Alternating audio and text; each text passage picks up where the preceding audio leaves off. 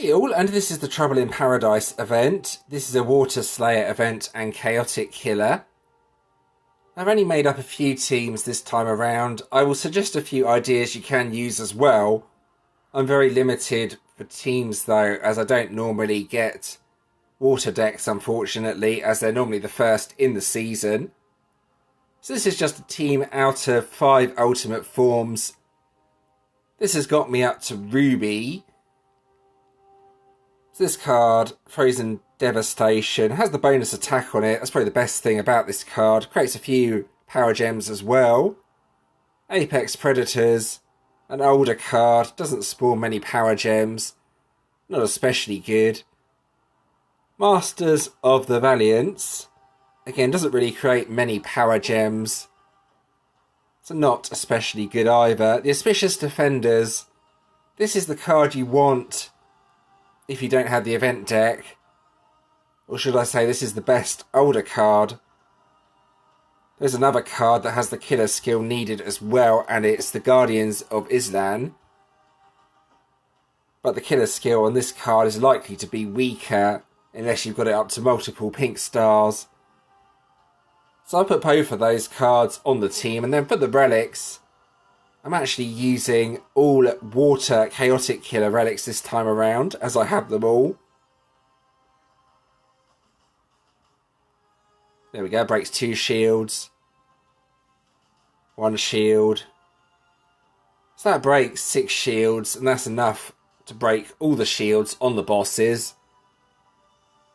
So I did make up another team, or a start of another team. The idea behind this team is Astral Anomities actually has this nice skill that increases Chaotic Killer attack, and then just using 4 other Chaotic Killer cards with that team, basically. So yeah, not especially good, but it's not bad. It creates a few power gems. It's the best I could really make up out of the cards that I have. If you're looking for other ideas though, what you can try is using Consecrated Wizardess or the Jailers. Also use this with 3 Arcane Water Slayer cards and then 1 Chaotic Ultimate Form. This is quite good as it increases attack by 1200% whenever a hero delays the enemy's turn. There's something else you can try as well. You're probably expecting this, but some mix with the golems could also be quite useful. High performance unit area. If you have a bunch of decent Water Slayer Immortal Killer cards, you can use those and get a nice boost. As you can see though, I don't have many, so this is not really an option I can go with. Very, very limited for decks I can use this event. I might try something completely different later on. Now, unfortunately, I did open the vault earlier and the video did not actually record me opening the vault. I didn't get anything good though, unfortunately. I just got an extra support card. So don't get too excited about that. It wasn't really worth showing anyway. So I'm just going to get on with the event now. So here we go. Okay, so on to the actual event. This is just a standard Slayer event. I really liked the last Slayer event as those snowball bosses gave really good rewards. Unfortunately, no special bosses this time around. I am in Legends again, but due to how poor my decks are, I don't think I will be staying in Legends, unfortunately. I will be playing the next event pretty hard though, as it's, I believe, a Dark Commander event and Immortal Killer. And since one of my best teams is based around the golems, that makes sense to play that event. So yeah, I'll probably end up dropping down to Emperors this event and just focusing on guild score rather than solo score. Let's see if I can get through this Diamond Prestige boss though.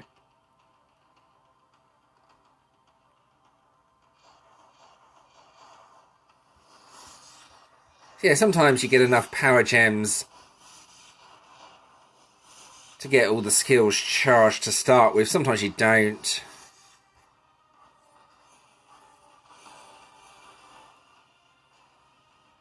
And then,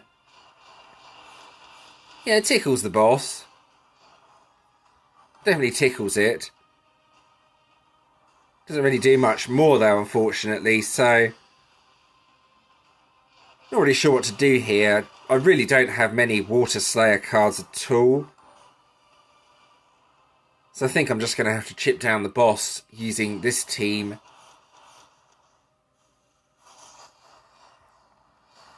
Occasionally you'll get a few more water power gems like this.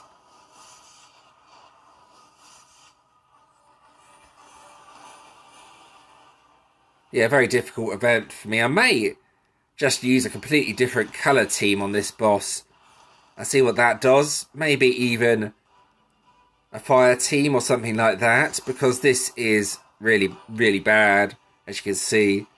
I have a decent Fire Slayer team. If I put a Chaotic Killer card on that team, it might actually be a bit more effective than using this rather bad team. Yeah, I think what I'm going to do is try a completely different colour and see if I can actually do some damage. Give me a minute. I'm going to set up a fire team and see what that does. So yeah, here we go. This is a bit of a long shot. I remembered that I have the Culinary Kings deck, and that is Chaotic Killer, so I'm going to give this a go. I have 3 Chaotic Killer relics that breaks the 6 shields and 2 generic Fire Slayer relics. This may prove to be the best team I can make for this event. Even though it's not a Water Slayer deck, I think it should be more effective. We will see though as I use the deck, so here we go. This card at the start starts with its skill fully powered, so use all the cards and then just go from left to right and see what happens. Maybe not from left to right, actually. I use the ultimate form last, though, as it boosts up all the power gems. And then see what this does. I mean, this should be interesting.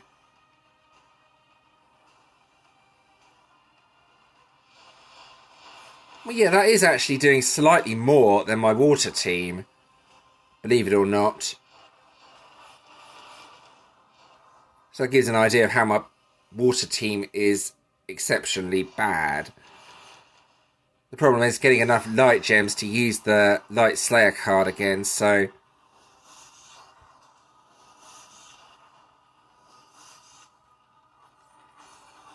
I might swap that off the team. But yeah, it's not doing too badly. It's doing better than my other team, so I might end up using this. Bit of a long shot, but if you really don't have anything, then you know, you can try out combinations like this and hope for the best, basically.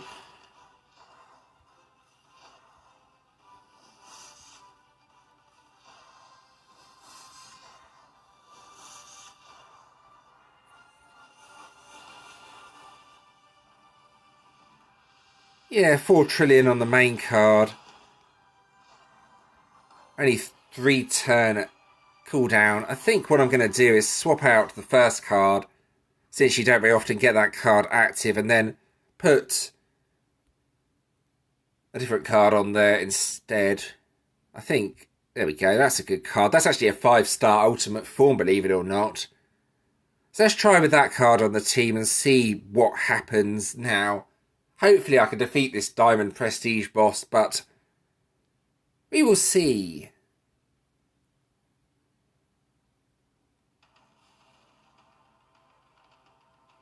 But that should help with the damage, since that's a really good card. I mean, I may swap a few of the relics out for Fire Slayer relics just so I can use the skills on turn 1. Let's see what this does first.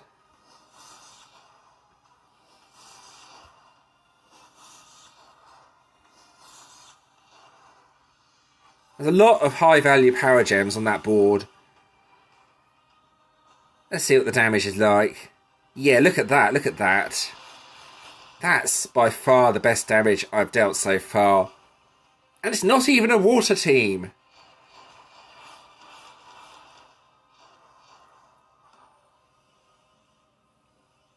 Now I just need to wait for all the skills to be ready again.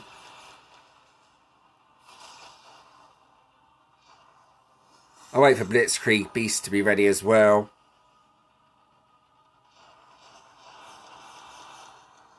There we go. So again, this is spawning a ton of power gems.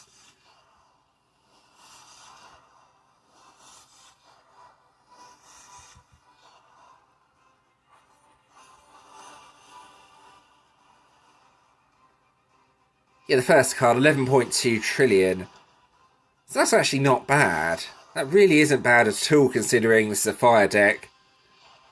If this was an earth event, I would have no problems whatsoever, or earth enemy should I say, fire event, whatever you want to call it.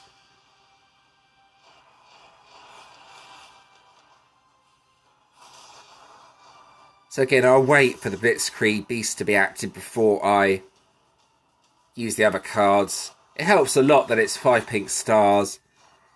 That could be argued as my best card, actually. So yeah, if you're struggling for ideas like I am, just try something completely different and see what sort of damage you do. Sometimes you may not even want to use a deck that's the same colour as what you're supposed to be using. Yeah, this is not massively powerful, but it's doing far more than any of my other teams was, and that's always a good thing.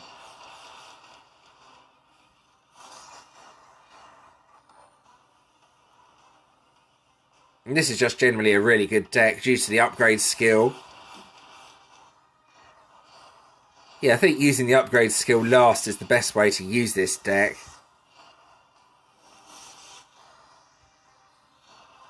This should have no problems for the guild bosses as well, which is always good. Should be able to take out most of the guild bosses just using the one key with a bit of luck. And there we go, it's done over half, so now I can hopefully rally it to a friend and they'll finish it off for me. Then I can reach the final prestige. It took me 4 attacks to do that, but I managed to take off over half eventually. Okay, so I've taken it up to maximum prestige, and I also have a Corellium solo boss. I'm going to give this a go. I don't think I'll be able to do any damage to it, but it allows me to test out my fire team. I think my plan for this event is to just hit any ruby bosses that appear. I know that won't get me many trophies, but I think that's the only way I can play this event. I did swap one of the chaotic killer relics out for a fire slayer relic. That adds a couple of shields to the board, but allows me to get my skills going on turn 1. That's mainly because I'm going to be hitting ruby bosses throughout the event. I don't think this is going to do any damage worthwhile though, so I'm just going to rally it to the guild.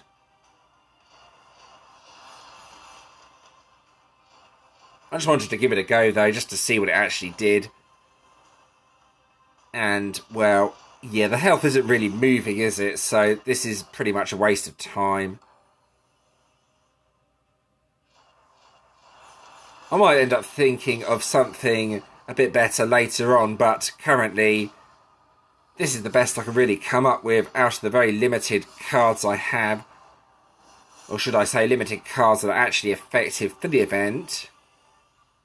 Yeah, that doesn't really do any damage. I might as well just give this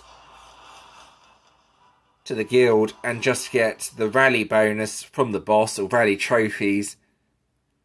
I'm not going to do any damage that makes it worthwhile, so they can all fight over that. I'm sure someone will kill it. So any Corellium bosses I get, I'm just going to rally immediately. There's no point in me hitting them. It takes too long to get even 5% on them. Again, another Corellium boss here. There's no point in me hitting it. I'll just tag it. And someone else in the guild can finish it off.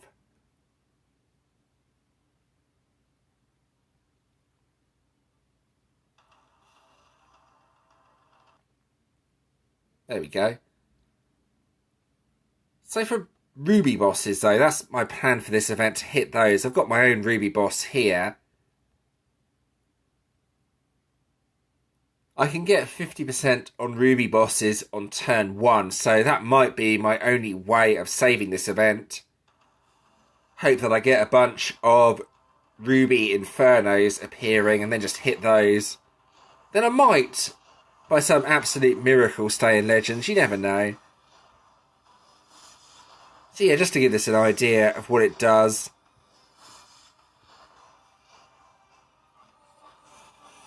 Carefully match like that, and then it should do over 50% to the boss.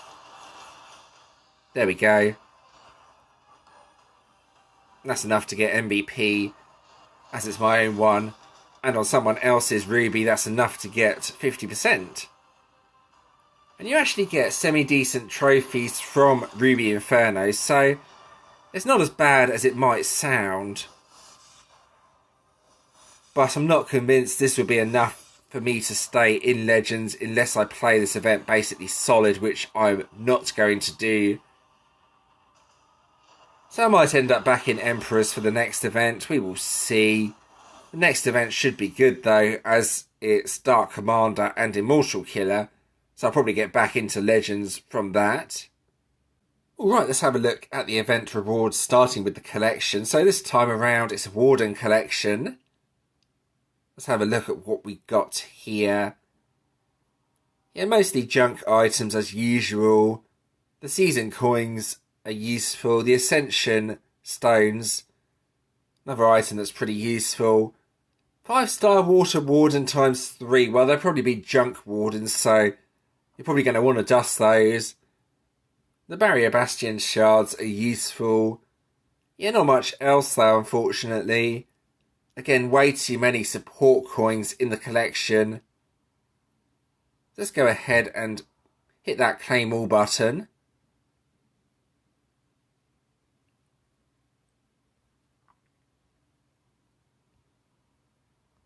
There we go. Now watch all the support coins appear that I won't ever use, as I only have 2 support heroes.